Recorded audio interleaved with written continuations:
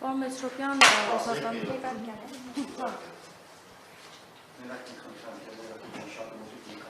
էլի սենց մի քիչ չէ։ Բայց մենք խաղում չենք ամենքան ձգենք։ Չէ, բայց այդքան մի մոտենք բերենք։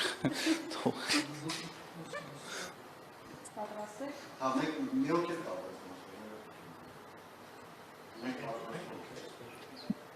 Պարոն Մեծրոպյան, արդյոք գազի գնի թանկացման վտանգ դուք տեսնում եք, թե ոչ, որովհետև Ռուսաստանից շարունակում են կոշտ հայտարարությունները եւ երեք արտգործնախարար Սերգեյ Լավրովն ասել, որ Հայաստանը պետք է հստակ որոշի ԵԱՏՄ-ից դուրս գալու համար, այսինքն ըստ էության արդեն ոչ թե ասում են ընտրություն կատարեք, այլ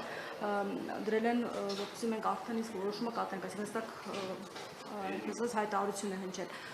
Ինչ գործողություններ են հաջորդելու եւ արդյոք գազի գնի թանկացման վտանգ դուք չեք տեսնում, կարող է լինել։ Նախ հարգելի լրագրողներ, ամեն անգամ երբ առիթ է լինում ձեզ հետ հարցազրույց տալու կամ ճեպազրույց տալու, դուք պարբերաբար ինձ տալիս եք հարցեր, որոնք ենթադրում են քաղաքական պատասխաններ, եւ ես համբերատար եւ սիրահորժար ամեն անգամ հիշեցնում եմ, որ ես քաղաքական մեկնաբանություններ կամ քաղաքական գնահատականներ տալու իրավասություն չունեմ ի պաշտոնե եւ հետեւաբար ձեր տրված հարցին քաղաքական մեկնաբանություն չեմ կարող տալ, բայց խոսելով այն երևույթի մասին, թե ինչ տեղի կունենա, եթե հանկարծ գազի գինը թանկանա Հայաստանում, այդ մասով հետեւյալ մեկնաբանությունը կարող եմ անել, որ Հայաստանի Հանրապետությունում էլեկտրական էներգիայի արտադրության մոտ 30-35% կախված տարվա կառուցվածքից արտադրվում է ջերմային էլեկտրակայաններում եւ հետեւաբար եթե գազի գինը կթանկանա X դրամով կամ Y անգամ, չգիտեմ, եթե կթանկանա, դրանք անհայտներ են եւ ընդամենը այդպես քաղաքական խոսույթներ են, իրականության մեջ չունենք դեռ որևէ նման թիվ, ես անձամբ որպես հանձնաժողովի նախագահ իմ սեղանին չունեմ նման թիվ դրված պաշտոնապես եւ չկա նման քննարկում Եվ հետևաբար այդ նշվածս տոկոսի չափով ազդեցությունը էլեկտրական էներգիայի արտադրության սակագնի վրա բնականաբար կլինի բացասական, բայց անցած անգամ մեր հանդիպումներից մեկի ժամանակ ես եւս այդ մասին հայտնեցի իմ կարծիքը որպես ՀՀ քաղաքացի, որ աշխարհացունց բան այնուամենայնիվ դրանից տեղի չի ունենա,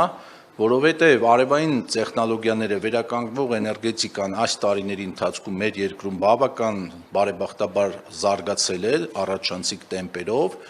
եւ միայն արդեն արևային կայանների գոյությունը մեր իրականության մեջ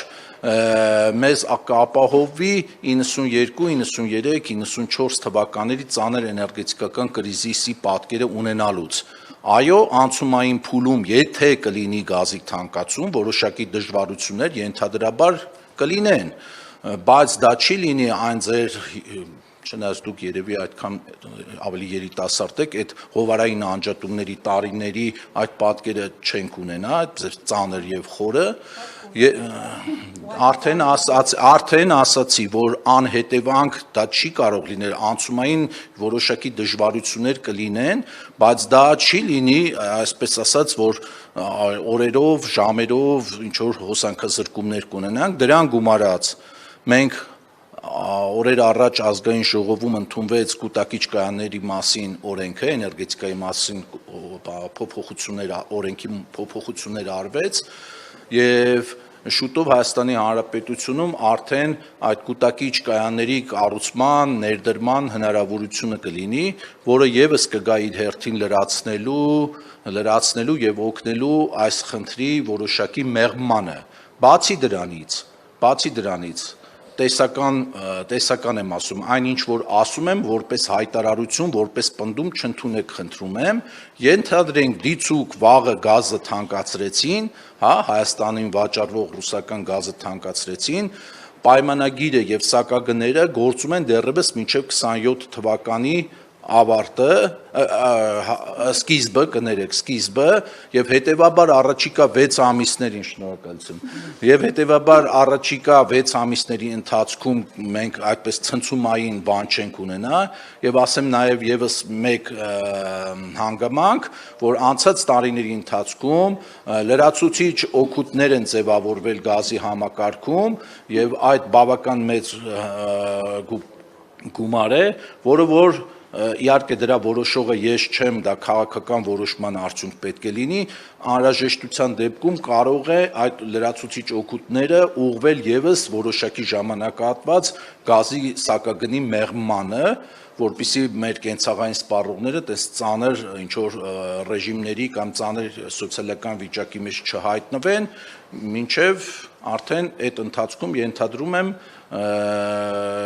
եթե կունենանք նորից եմ ասում նման իրավիճակ, բնականաբար կփնտրենք գազի վաճառքի այլ շուկաներ եւ այլ ռեսուրսներ։ Առաջ Խուդատյանը նշում էր, որ գազի ներմուծման մասով այլընտրանքներ կան։ Ինչ այլընտրանքների մասին է խոսքը։ Ես ասացի արդեն, ես քաղաքական գործիչ չեմ եւ քաղաքական որոշումների մասնակից չեմ, հետեւաբար այդ ինֆորմացիային չեմ տիրապետում, բայց այլընտրանքները հարակից տարածքներում Ադրբեջանից, Թուրքմենստանից, չգիտեմ, Պարսկստանից, բոլոր այն հնարավոր երկրները, ովքեր որ գազ են վաճառում եւ ենթակառուցվածքները թույլ են տալիս, որ մենք այդ երկրներից գազ գնենք, բնականաբար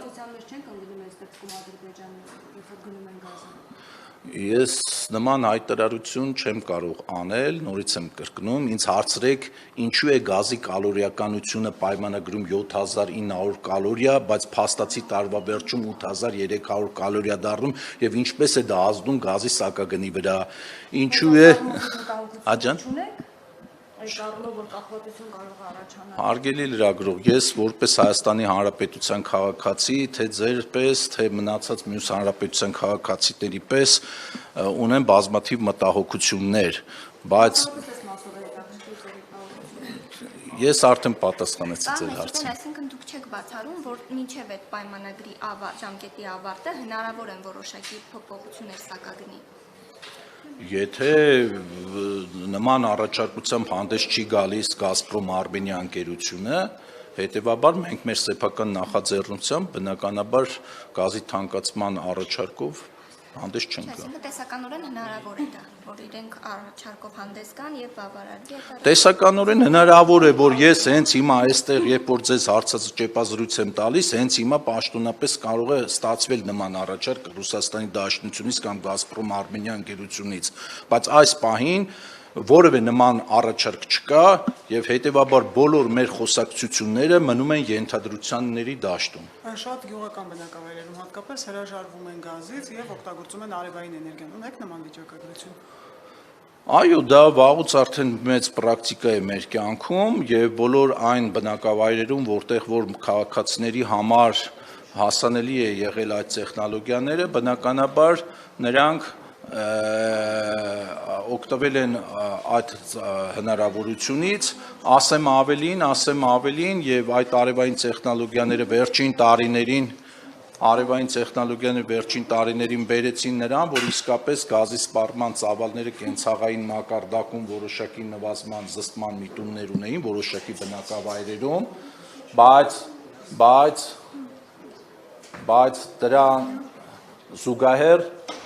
բայց դրան զուգահեռ այնուամենայնիվ կենցաղային սպառողների մոտ գազի ծավալի սպառման ծավալի աճ է տեղի ունեցել, որը իմ կարծիքով վկայում է կենսամակարդակի աճի ամենալավ ցուցանիշներից մեկն է։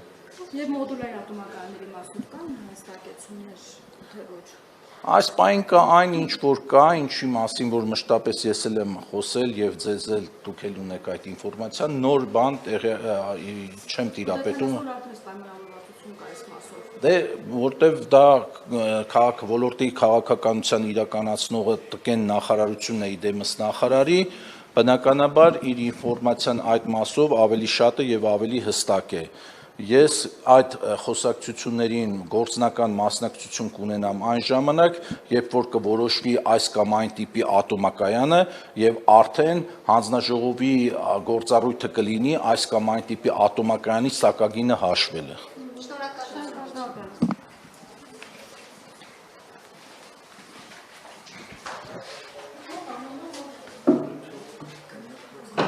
Շնորհակալություն։